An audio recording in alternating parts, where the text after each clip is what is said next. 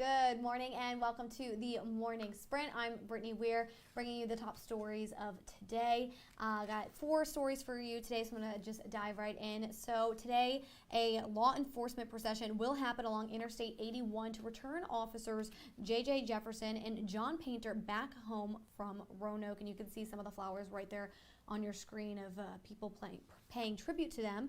Their bodies were taken to the medical examiner's office yesterday morning, and students on Bridgewater's campus are still coming to grips with what happened. This is a heartbreaking story that we've been following since Tuesday, and people stopped by Memorial Hall where the shooting happened, leaving those flowers that you could see there and cards for the fallen officers.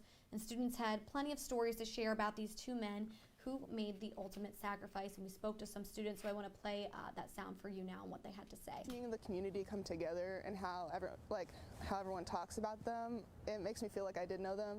I appreciate them. I appreciate their sacrifice. We really all love them, and we're all going to miss them. Campus is not whole without them, and I wish their families and their loved ones wellness and rest. So the tributes didn't stop there. The Bridgewater Community Choir also performed in an effort to uplift spirits on campus. We all know that they need that right now. So the choir, they sang a selection called Bridgewater Fair, and 100 gathered in a local church yesterday to honor those officers. Still no word on any funeral arrangements for them, but we will keep you updated on this story as we learn more details, and that will be on our website at WSLS.com, so you can always look there for more of those details. All right. The Roanoke Valley is also seeing an increase in hepatitis A cases. So health experts say they don't think it's linked to the outbreak at Famous Anthony's last fall that we brought you, but usually there are 2 to 5 cases in the Roanoke City and Allegheny health districts per year, but there have been a dozen since October, with 8 in the last month, and the most require hospitalizations. So the health district is working to provide more educational tools and vaccine opportunities to address this outbreak. And so if you are somebody who wants to get vaccinated again, we have that information on where and when you can on our website. All right, and if you didn't know, today is a big day for sports fans because the Winter Olympics starts, and they have the opening ceremonies tomorrow, and you can follow along. We'll be airing the Winter Olympics on WSLS. But the Team USA has they've already had their first win, and tonight the women's hockey team will take the ice, beginning their quest for back-to-back golds. So what you can see right here on your screen is curling, which is a very popular Olympic sport that people like to watch. I actually got the opportunity to try that this morning on our morning show at Lancerlot, so that was a lot of fun to do. Incredible what these athletes are able to do. So we also have a Winter Olympic poll for you on our website. I'm going to show that to you, and we want to hear from you on what your favorite Winter Olympic game is. So that is our poll right there. You can find that on our website. That's on WSLS.com/vote. And it looks like right now figure skating is winning at 44% of those votes.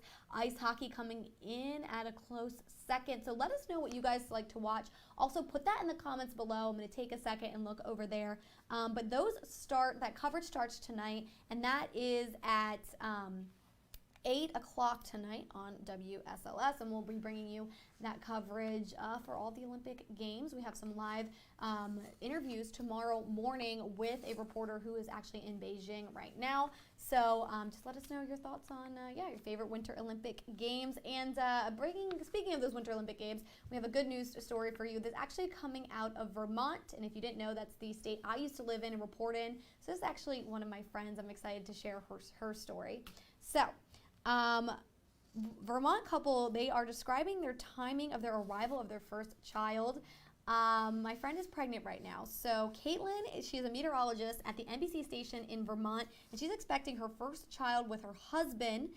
And on Friday, her husband, his name is Leif, will be going for gold at the Olympics in Beijing. And you can see her right there kind of showing off her baby room and just preparing for that baby to come.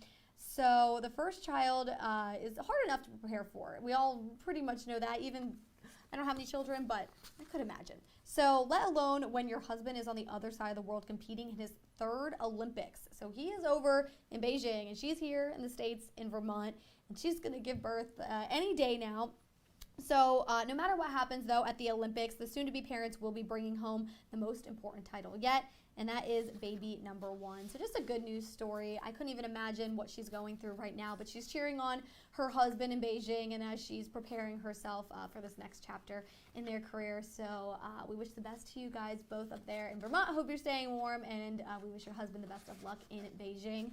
So those are the 4 stories I have for you today. Again, if you ever want any more details on these stories, we have that for you on our website at WSLS.com. And if you ever have any stories that you would like us to share here or just online, you can always send those story ideas to news@WSLS.com. That is our email address. And again, any comments, questions about these stories, feel free to post them. I try to look at those as we go live. So just wanted to mention that. Sorry, got a little tired this morning as I wake up very early. But make sure to tune in every morning at 9 a.m. when I bring you the top stories on the Sprint. But thank you for watching.